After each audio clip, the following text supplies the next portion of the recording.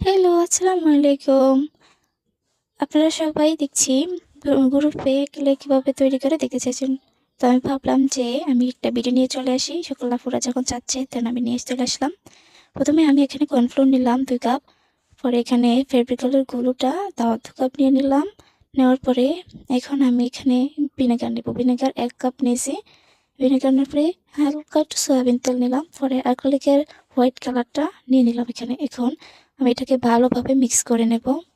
Mix করার তা এখানে আমি তো মিক্স করতে পারি না, এজন্য আমি হাত দিয়ে মিক্স করে নিচ্ছি ভালো করে। এখন হাত দিয়ে মিক্স করার পরে আমি চুলাতে হালকা গরম করে নিয়ে আসলাম। চুলাতে অবশ্যই গরম করার আগে আপনি কড়াইতে হালকা যেকোনো তেল বা ভেসলিন ইউজ করতে পারেন।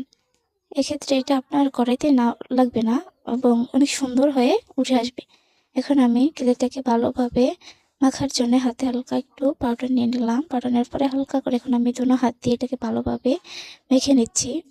মেখে নেওয়ার পরে আপনারা যত বেশি মাখবেন, মানে যত বেশি এটাকে মাখবেন তত বেশি আপনাদের ক্লেটা অনেক সুন্দর হবে। হ্যাঁ, আমার ক্লেটা কিন্তু এখন তৈরি হয়ে গেছে। দেখেন কত সুন্দর।